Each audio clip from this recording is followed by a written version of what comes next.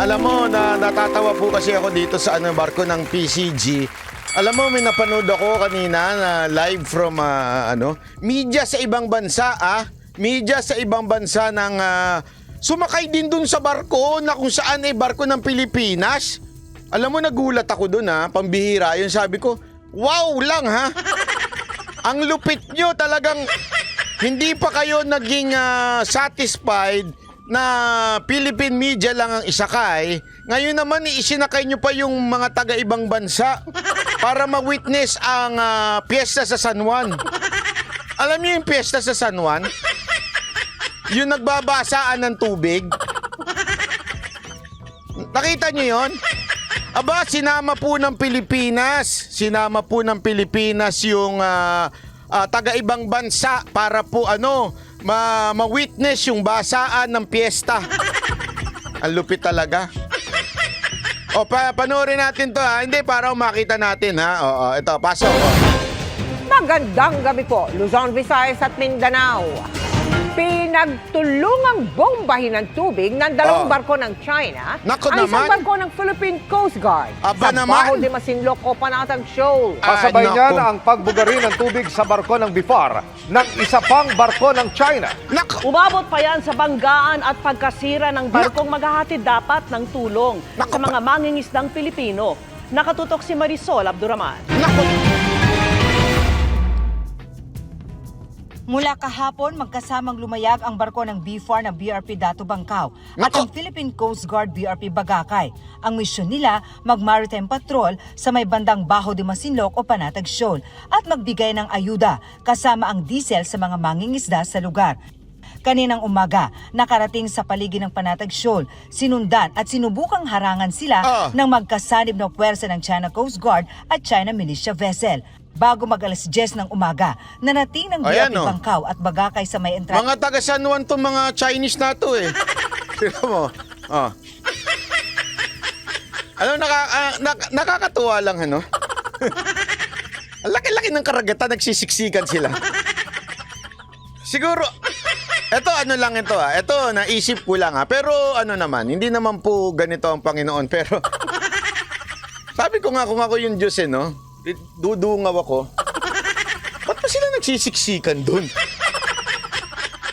Ang laki-laki ng tubig na binigay ko sa kanila, Nag-aaway sila doon, Tingnan mo, nag-aaway-aaway sila doon. Ang laki-laki naman ng tubig. Di ba hindi nyo napapansin yun? Ang bihirang buhay ito, Tingin siya, ano kaya meron doon? Kung ano naman yung isda doon, may isda din doon. Pareho lang naman.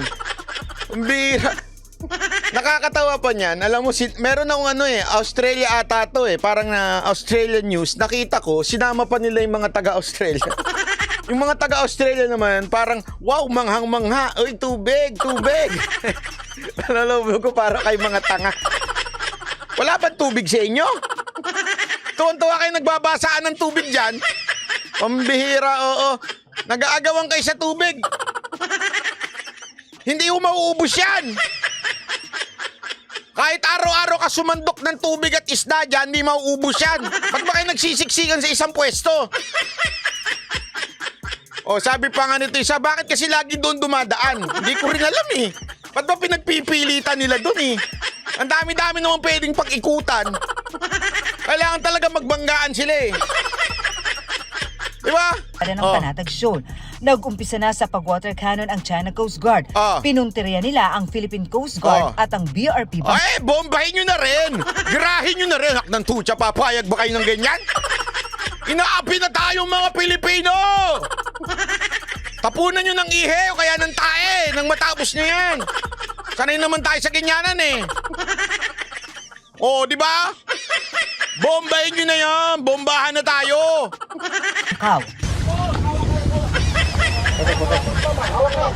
Sa loob ng BIFAR vessel, ramdam ang lakas ng ilang minutong water cannon mula sa China Coast Guard 3305. Gumewang-gewang ang BIFAR vessel. Ayan, maganda yan! Sa susunod, mas maganda pa, lagyan nyo ng tugtog. May berong majestic ang tugtog.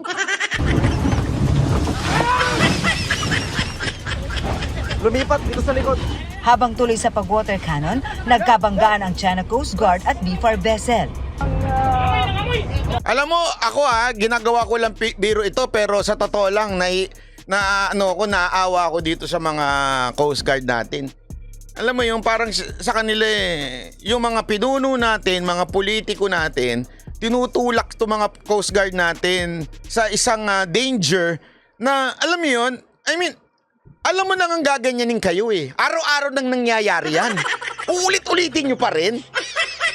Hindi, ito mga kababayan wag nating kagalitan yung mga nandi dito. Tandaan ninyo sila, sumusunod lang sila sa utos nang nasa taas nila. Ang hindi ko maintindihan, itong mga nasa taas nila, alam na nga nilang gagawin yan ulit-ulit. Araw-araw ginaganyan na kayo Hindi, isipin nyo yan Hindi pa ba ninyo alam yan? Kayo mga opisyal dyan sa AFP, hindi nyo po ba alam na gaganyan ninyo mga kababayan natin? Di ba alam nyo na? So bakit pa tayo pabalik-balik? Ba't hindi tayo gumawa ng ibang paraan para tayo naman ay makalamang? Kasi parang alam mo nang bubugbugin ka, dadaan ka pa rin dun. Hindi diba halimbawa may iskinita, gabi-gabi hino-hold up ka dun. Halimbawa lang, diba? Tapos sasabihin sa'yo ng tatay mo, anak, daan ka uli dun bukas Ay! Lagi akong hino-hold up pag Hindi, ganyan talaga. Dalhin mo yung camera mo. Para sa susunod na hold upin ka, may video ka. Okay? So pag hold upin ka uli, video mo. Tapos ilabas mo sa social media. Para trending.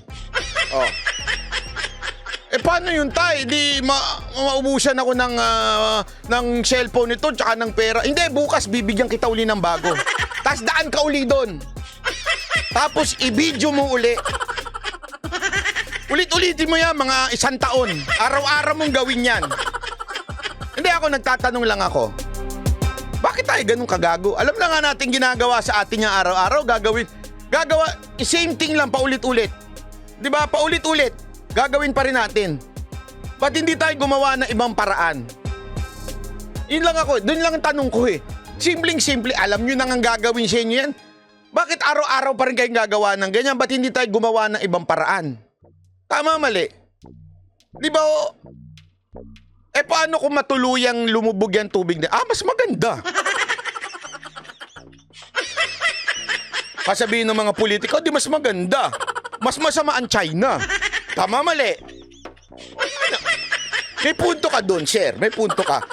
Parang yung tatay mo, sinabi mo, tay, paano naman niya kung saksakin ako nung hold-upper? Abay, mas maganda, i-video mo yun. Para talagang pag nilabas mo, anak ko, sinaksak, ganon.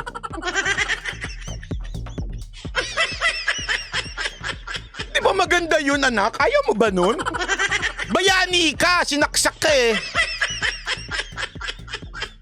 Parang ganun ang ginagawa ng gobyerno dito sa mga kababayan natin Okay yan, nang lumubog kayo. Pag lumubog kayo, daladala nyo yung video. Sabihan nyo lang yung GMA tsaka TV5 na magdala ng GoPro para waterproof. Tama, mali. Okay lang po ba yun? Diba? Ewan ko ba kung asa ng logic dyan sa ganyan. Nangangamoy. Inaalam pa ng BFAR kung ano ang mga nasira sa barko nila. Wala namang na-report pa kung may nasugatan sa mga sakay nito. Sa videong ito na mula sa Philippine Coast Guard, kita kung paano pagtulungang i-water cannon ng China ang barko ng PCG. Tapos tuwan-tuwa pa yung nagbibideo, no? Naka-helicopter siguro ito, kaya drone. Sabi, sir, ang ganda, cinematic. Cinematic yung kuha natin, sir. Pang Cinemotion ng datingan nito, Brad. Di ba? Ano yan? 4K yung resolution yan. Kitang-kita. Ang ganda ng kuha, sir. Tingnan nyo, lulubog na. Sana lumubog para mas nakakagalit. Sabay ang water cannon mula sa kaliwa at kanan. Ayon kay PCG spokesman Commodore J. Ayan, and then pagka ganyan drone yan, yung mga ganyang smooth ang galawan, Drone yan. Lupit eh, no? Lagyan nyo ng tugtog yan. Ano kayo? Sandali, hanap tayo ng tugtog na maganda. Sandali lang, hahanap tayo ng tugtog. Wait lang, ha? Para samahan natin ng tugtog. Sandali, para maganda. Para naman ayan, ito, majestic, cinematic. O, majestic. O, wait lang. Para mas magandang datingan. Wait. Sandali. Ay, ayoko yung ba't ganyan ng tugtog. Ayan yan. Nadidinig nyo ba yung tugtog? Hindi. Hindi. Ata. Ayan. Sandali, dina-download lang natin. Pagka na-download natin, idadali natin dyan, ha? Sandali. Ito. O, para, ayan. Okay. O, ito. Ayan. Ayan. Sandali. Para mas maganda tugtugan. Wait lang. Iyan na natin ng konti yung ano. Ayan. Ito. Wait lang. Kayo naman eh. Dahan-dahan lang. Easy. Ayan. Pasok. Lights, camera, action. Alam pa ng BFAR kung ano ang mga nasira.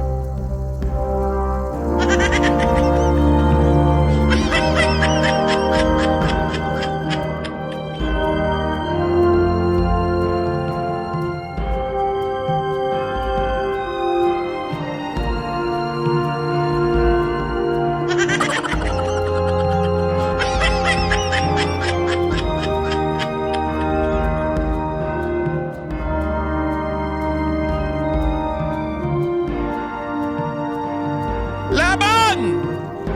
Para sa bayan! Lalaban tayo! Laban! Walang bibitaw! Kapit lang mga kababayan! Kapit! Hindi tayo papatinan!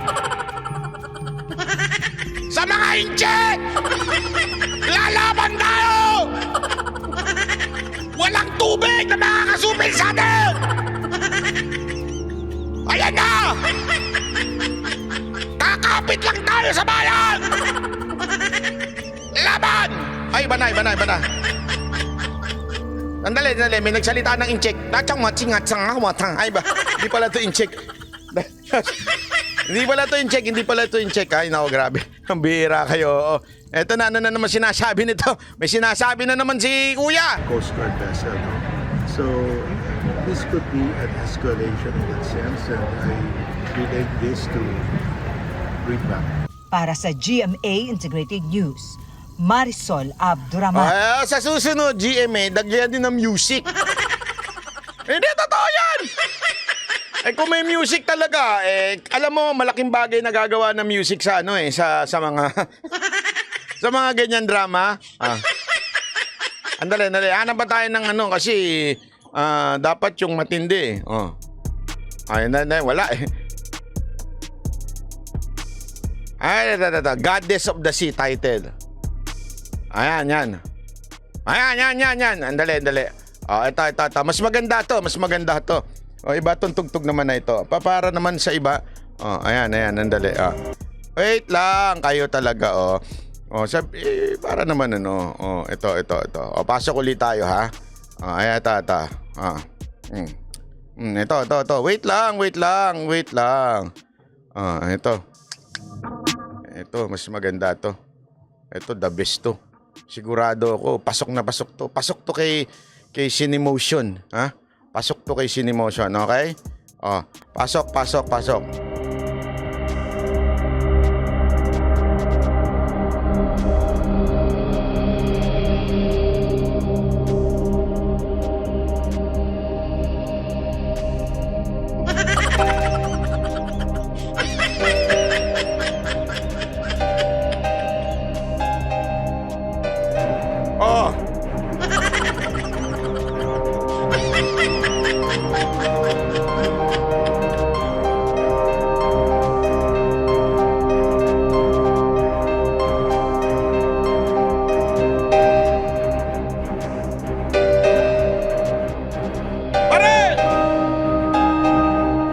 Sino?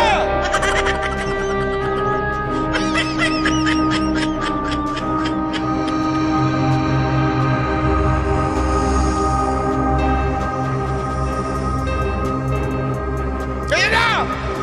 Lalaban tayo! Para sa bayan! Hindi tayo papayag na lamunin tayo ng China!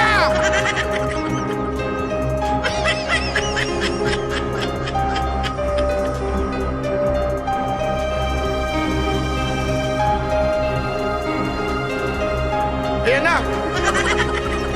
Ayan na! Ayan na! Ah! Ah! Ah!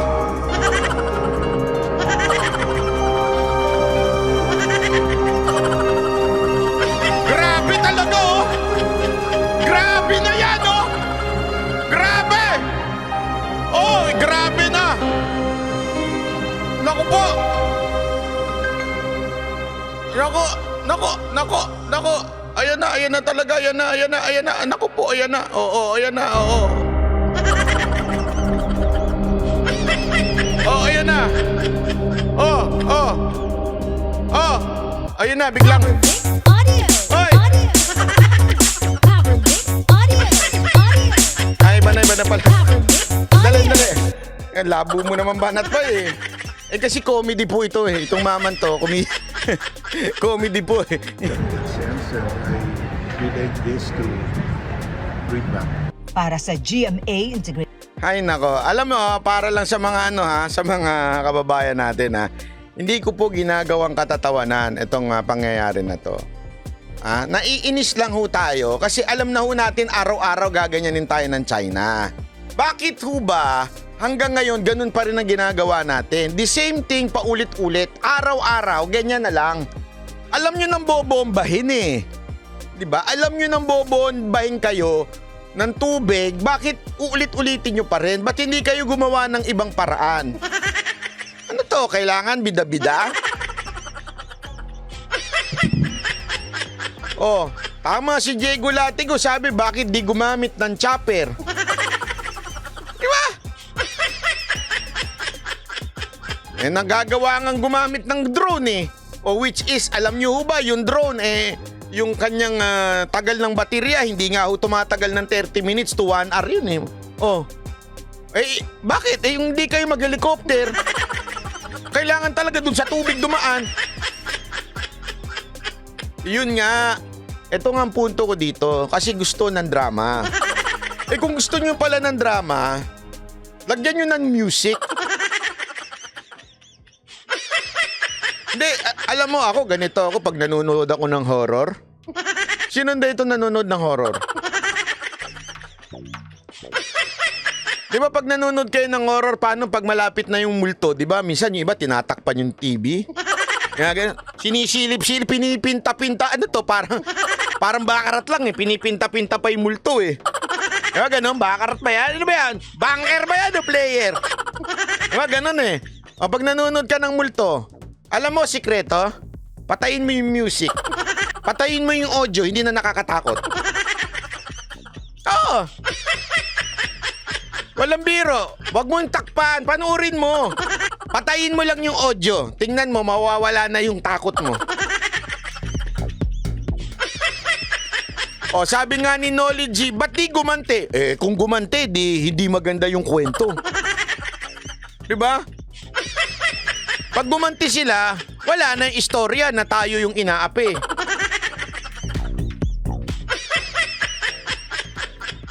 Kaya nga ho, yun po ang napaka-importante nating maintindihan ho. Ito, alam naman natin na ang daming paraan para kung ano man yung gusto nating gawin. Pero bakit natin pinapaulit-ulit na gawin ito? Iyan na yung tinatawag na for politics sake. Kasi meron tayong gustong ipahatid sa politika na kagagawa ni Duterte kaya nagkaganyan ng China.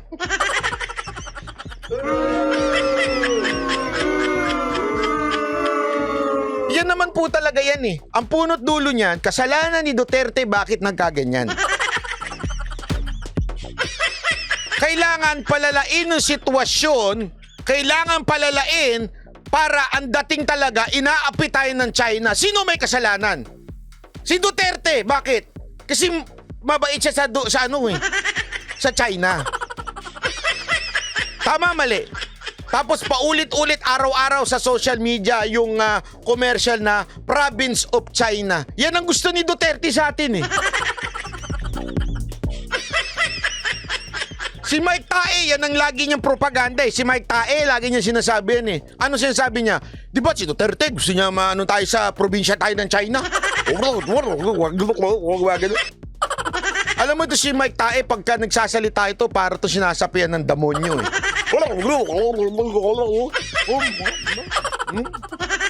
Di ba? Oh.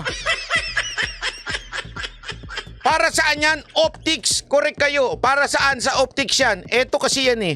Oh, eto yan. Ipatatawag na nila si Pangulong Duterte.